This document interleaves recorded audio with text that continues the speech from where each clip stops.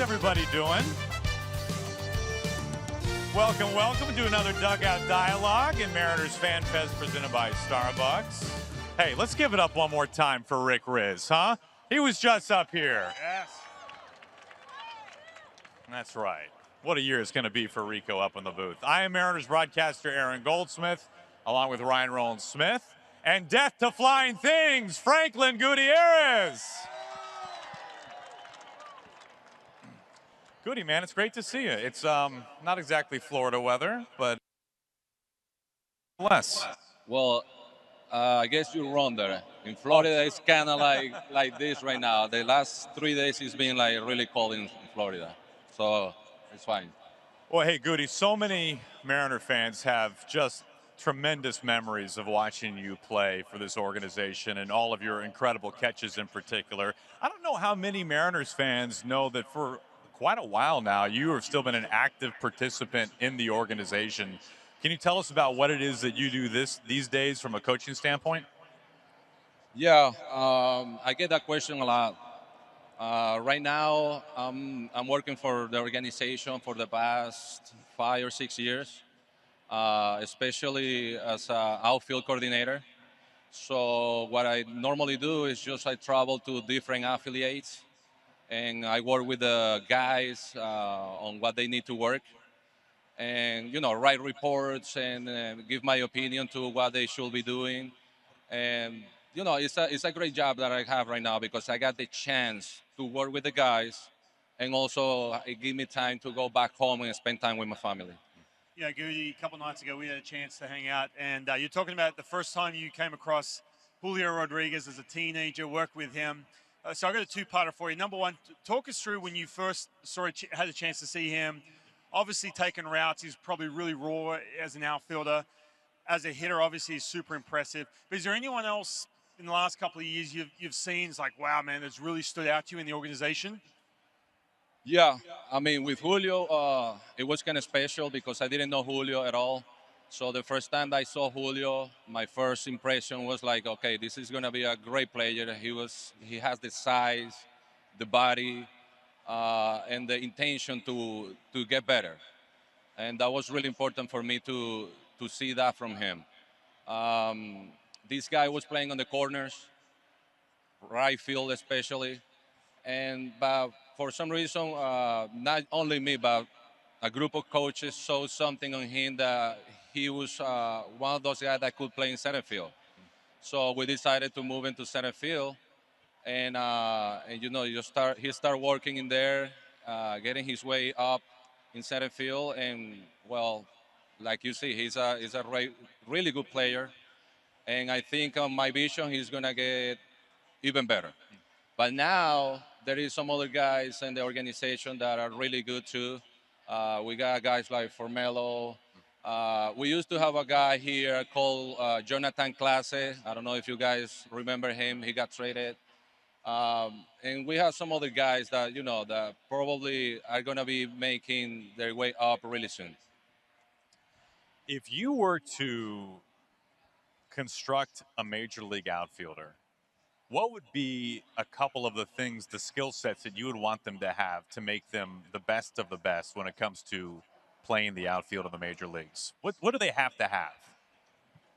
Well, first of all, outfielders, obviously, you need to have the talent. You need to have the talent to play in the outfield. But if you want the best of the best, first of all, you have to create a good mentality. A mentality that every time when you go to the outfield, you want to be able to catch every ball that comes to you.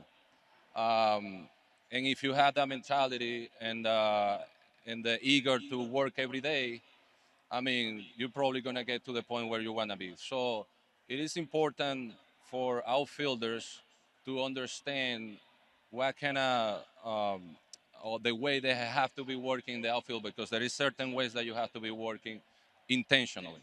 What do you mean by that? Well, like when you go in the outfield, we're talking about when we have practice, right? You cannot go out there and just to catch fly balls. You need to have an intention to go out there and know what you're doing, okay? Because you want to practice the same way as you play. and that is so important. That's how you create the mentality of a good routine going out there, and when the game comes, I mean, it's gonna be much easier for them to make those plays. Goody, you said something to a couple days ago. You had a moment, obviously the Mariners were celebrating 50 years, and you've been a big part of that, but you're playing in between two legends at one point. Talk us through that story you brought up a couple nights ago. It was so cool, man. I didn't even think about it. I was with you when that happened, I remember, but man, like from your perspective, I didn't think about how amazing that was. Yeah, that is a great story. I think that's one of the best stories that I have in my career. Especially because when you're a little kid, you have some dreams, right? And my dream was to play in the big leagues. And one of my idols was Junior, right? So I remember when I got traded here, I didn't expect to see Junior, but I got the chance to play with him in 2009 and 10, I guess. That was towards the end of his career. So I remember one game, I was playing center field, Junior was playing left field, and Ichiro was playing right field. So can you imagine myself in center field just thinking like, okay, you better do your job because you have two potentially Hall of Famers beside you. So you better do your job. And not only that, in the middle of the game or before the game, Junior just came to me and he told me like, hey, Goody, listen, I'm gonna be covering only from here towards the line. You're gonna be covering the rest of the outfield because I cannot run. And I'm like, okay, you're the boss. So that was a great story for me. When you watched Ichiro play the outfield, what made him so great defensively? Well, as everybody knows, Ichiro was one of the best defenders, especially in right field. He could play any position in the outfield, but in right field he was amazing. I mean, the way he prepared himself, not only during the games but before the games.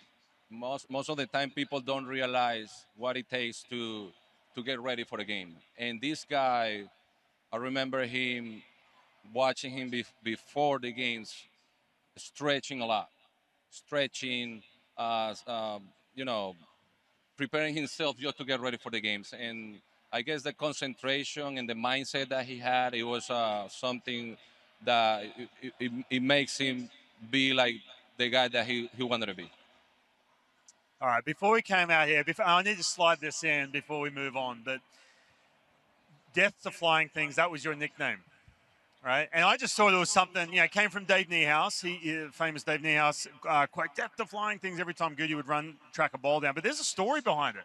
Yeah. Tell us the story, man. I had no idea until right before we were walking out, and Goldie had to snag a autograph with the Death to Flying Thing. So let's hear it. Yeah, that's interesting because after all these years that I've been named like that, Death to Flying Things, I didn't know where that name came from. I only knew that it was Dave. That one day he called me like that. So we're talking about what 15 minutes before I got here. I realized why they call me Death to Flying Things. So I asked Rick if he had an idea or if he can explain to me how that name came up. And he told me that he was in the booth with Dave, and I think I made a good play or something. And there was a guy, like, I don't know, he played baseball probably 30 years ago.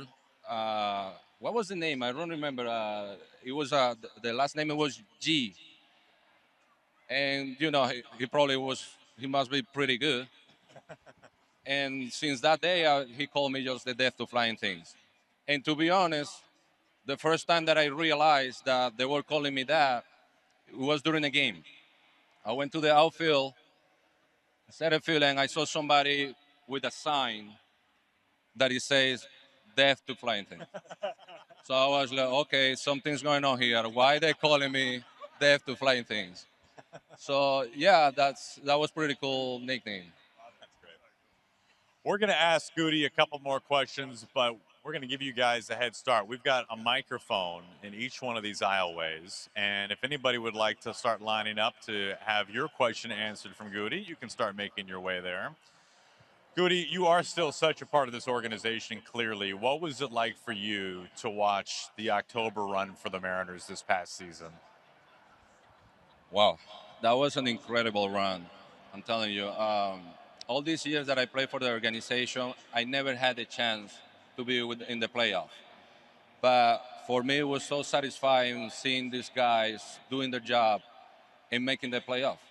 I mean, it tells you how hard they were playing, the courage, the goals. Everybody was contributing on this, and it was great. I mean, this is only the first part because after what happened last year, I think the same feeling is going to be carrying to this year. So that is so important for us as an organization. I got one more before we get to some of the questions. You talked about you know, being part of the process for Julio Rodriguez coming up. You've seen him in the last couple of years. There's still as much of a superstar as he is. Last couple of years, watching him, being in the organization, what can you expect? What can we expect to see from him in 2026? Yeah, I mean, I think everybody knows who is Julio. He's still a young kid. Um, you know, it was interesting because when I got here like a couple days ago, I had a little talk to him, and he told me that he feels great. He feels prepared. He feels like this year is going to be amazing for him, and I believe so. You know, because this guy knows how to prepare himself. He had the mindset to get better and to be one of the best outfielders in the whole baseball, which I think he already is. And when you have a player like that, I mean, it's special. You know, you want to have a player like that in your organization, and and that's why you keep those guys as your main route. You know, so I guess it's gonna be amazing this year. Yeah, we're looking forward to it for sure. All right, we've got the lines forming already. Let's start over here with our first question for Goody. What was your favorite catch or robbery in your Mariners career? Wow. Okay. I got a few. I got a few good plays. I think it was one here. I got it on video, by the way. I remember because of that. It was against Vladimir Guerrero. He hit a ball towards left center field gap, and I made a jump over the fence and I caught the ball. Yeah.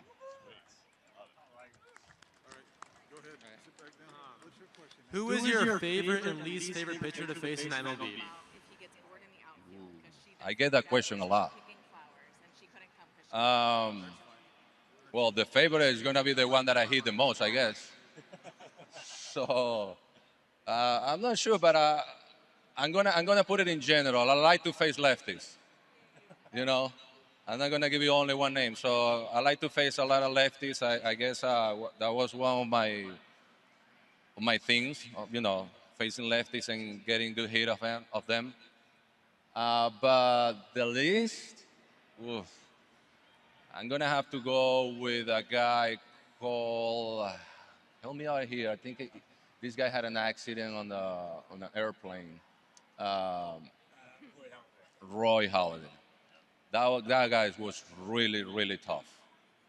He was having all the pitches that you can imagine. I guess he's in the Hall of Fame for a reason. Exactly. Yes. Goody, I have two questions for you, but they're both from my 6-year-old granddaughter. She was supposed to come today, but she's sick.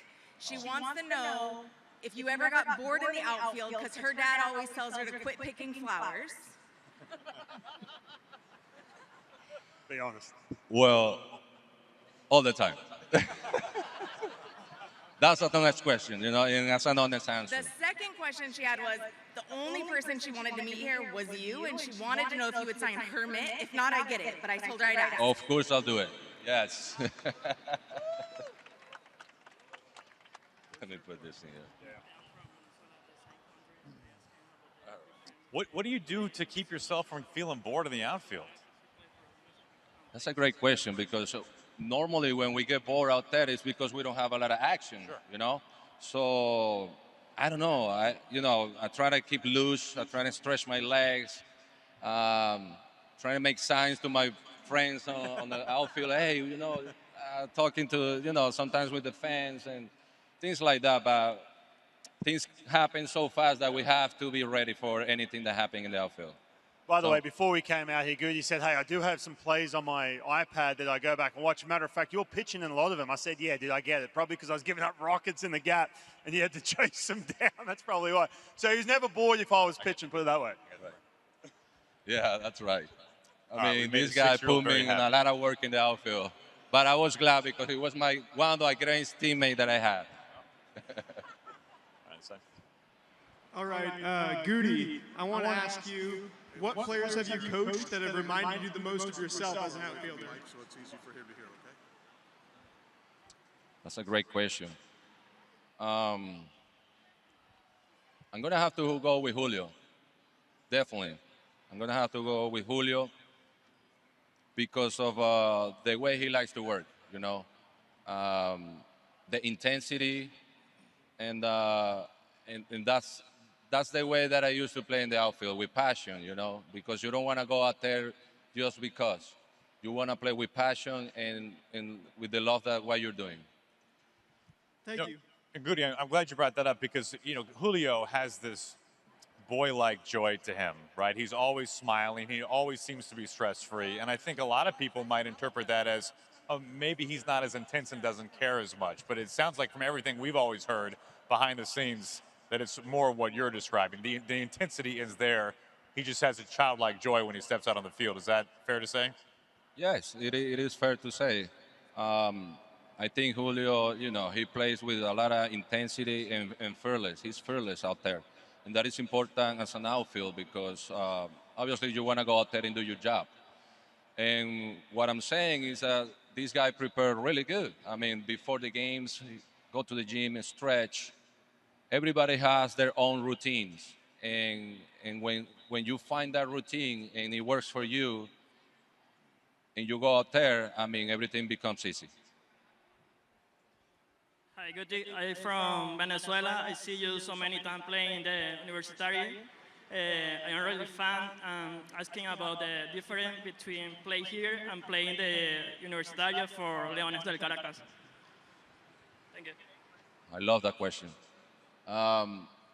You know, there is always something special to play in your country. And I'm from Venezuela, and just playing there for so many years. I played for about 10 years in my country. Like I say, it's something special because I play for a team that I really love to play. And there is some difference talking about the intensity of the game back in my country and here. But on both sides, I love the way that I play in both countries, Like I say, I play with passion, I play with intensity, and that's the most important thing whenever you are a professional. As an outfield coach, what would go through your mind every time that someone rushes to make a catch that you don't think they can make? Okay, go ahead and stand there. Just talk about that far from the mic. Well, in the outfield, in your mind, you always trying to get to those balls, even if you don't have any chance. Because most of the times, you cannot judge a fly ball and run to that fly ball and thinking like, okay, I'm not going to get to it. That's the mindset that we were talking about before. We need to be able to run to every single ball and make sure that your effort is there. And if you don't make it, fine, but at least the effort is there because everybody realizes if you're making the effort or not. So what I'm trying to say, all the outfielders, or most of the outfielders, we play with a lot of intensity, knowing that that's our job out there. So I brought my son and his friend who are 12 and 13. What advice would you give them at this stage in their development? They're playing baseball too? Yes. Well, at that age, they're still young. You know, it's important. I went through the same thing. I advise that if they can play every position, it'd be great because you don't know when you're going to be on a certain position until later. But it's important that they enjoy the game, you know, because most of the time, some kids, you know, they make it hard on themselves on that age. So it's important that they enjoy the game. That is so important because you you take pressure out of that. You know, as long as they enjoy the game and they really invest to it, they're gonna be fine.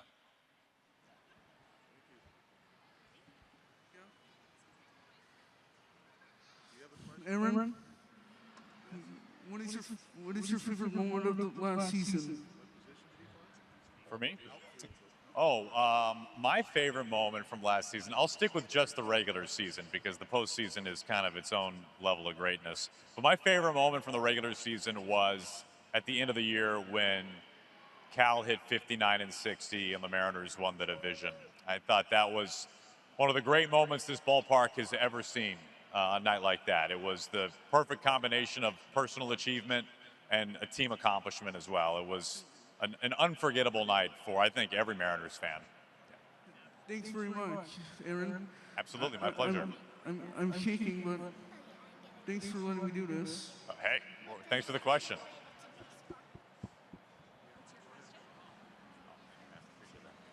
What positions did you play? What position did you play, Goody? Oh, what position?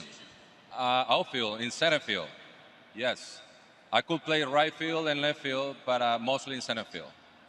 Hey, Goody, going back to the previous question about the 12 and the 13-year-old and you recommending that they play multiple positions, at what point in your life did you become an outfielder and exclusively an outfielder?